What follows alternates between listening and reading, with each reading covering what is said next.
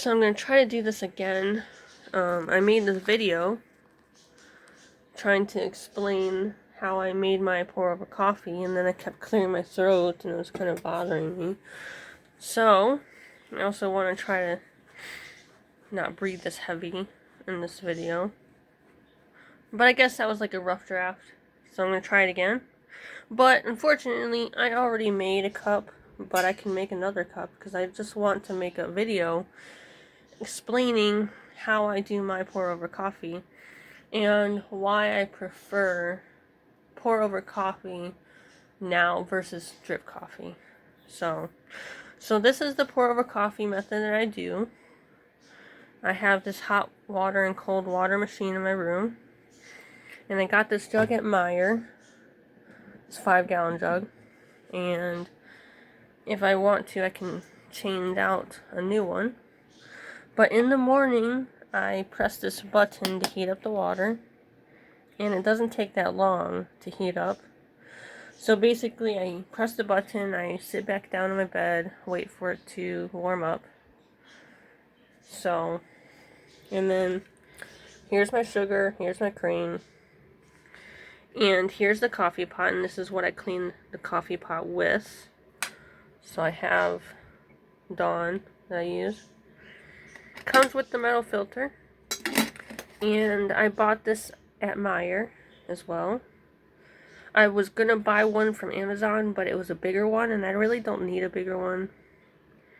But I guess it would also be better to have an extra one in case something happens to this one. But with a coffee maker, there's so many components to keep clean. It's frustrating. So I have a video on that. Because, like with the coffee pot, I would accidentally drop coffee grounds in the reservoir, and I would try to keep the water reservoir clean, but I would see this pink mold in there. And I would look in there and I see so many different crevices, so many different small components. Even with this, I'm sure there's plastic components that heat up as well, so it's no different than a coffee pot. But it's more of a cleaner option, more convenient for me. It just takes a little bit more time to make. So, and then I have these coffee filters that I still use over this metal filter. Make sure it's only one. And these are coffee cups, but I'd rather use this coffee cup here. But I do have these cups here I bought from Amazon. I think they're really cool because of the colors inside. But I use this for tea.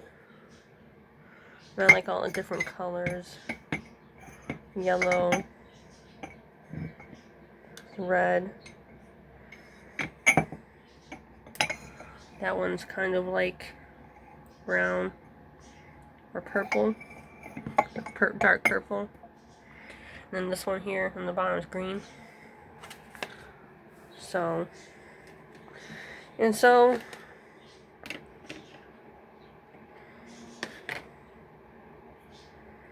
I use 2 scoops for some coffee in the morning. But I'll pour 1. And if I want it a little bit less, then I'll shake some out.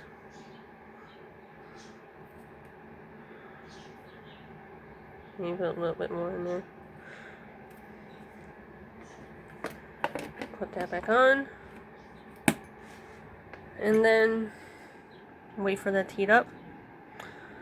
I mean, I'm sure it's possible that coffee makers can be made like a pour over coffee.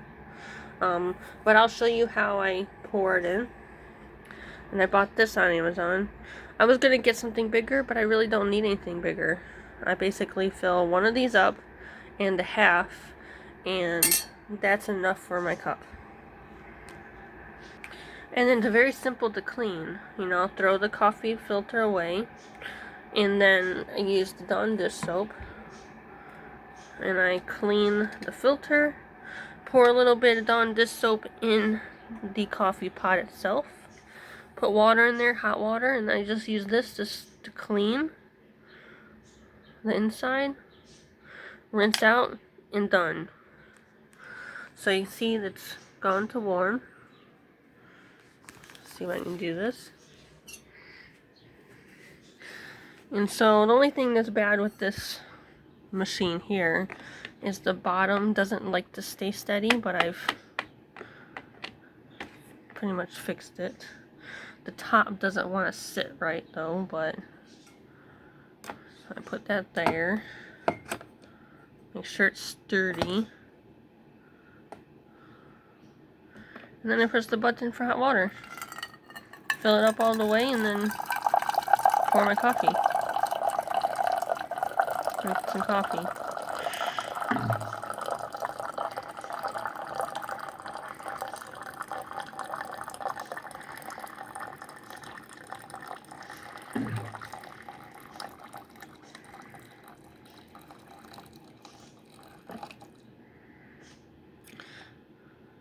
And you just gotta be careful. But for pour over coffee, you need something specifically like this so that it pours slowly. And then you just go around a circle and you just engulf the coffee beans, coffee grounds. And this is how I make it. Go in a circle, go in a zigzag. And coffee makers can make coffee like this instead of just dripping. They could, I'm sure, make something where it moves like a pour over coffee would to get a different flavor, but I don't know why they don't.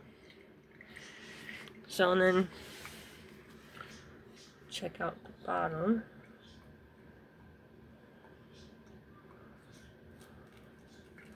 And you just do it until there's no more water left. And so I guess it's kind of like a soothing routine if you consider that.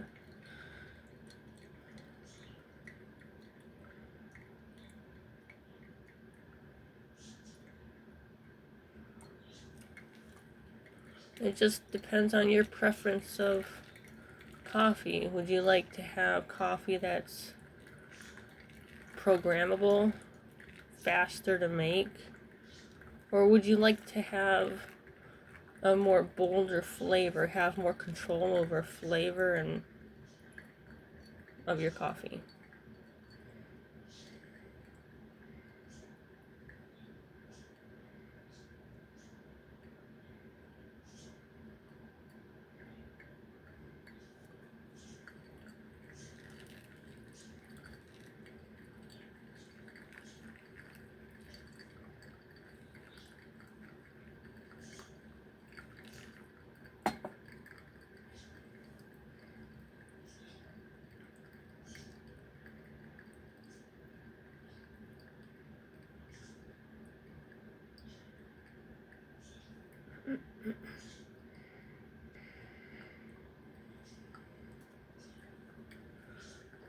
I like this option better because I don't have to use the stove. I don't even have to leave my room. I think that if I had to use the stove, maybe I wouldn't have considered really doing pour over, but this option seems to be, like, for me, the best setup. Do half. Really don't need to make another cup though, but I just wanted to like make another video that's a little bit better than the first video I made.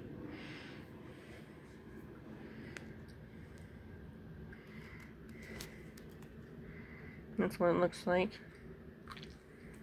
I kind of try to go and put the coffee backgrounds around the sides back into the center.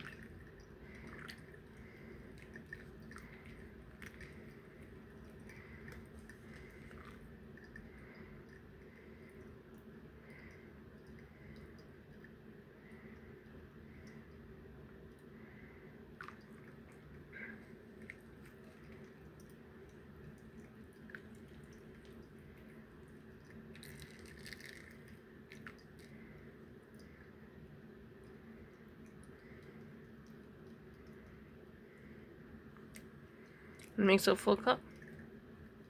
But the thing is, like with the coffee maker, depends on how many people. If you have like guests over, if you have like multiple guests over that drink coffee, then obviously you would get a coffee pot, because it's faster for multiple people.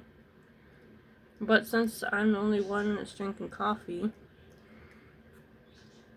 so yeah, you can see that it fills up, and that's a full cup.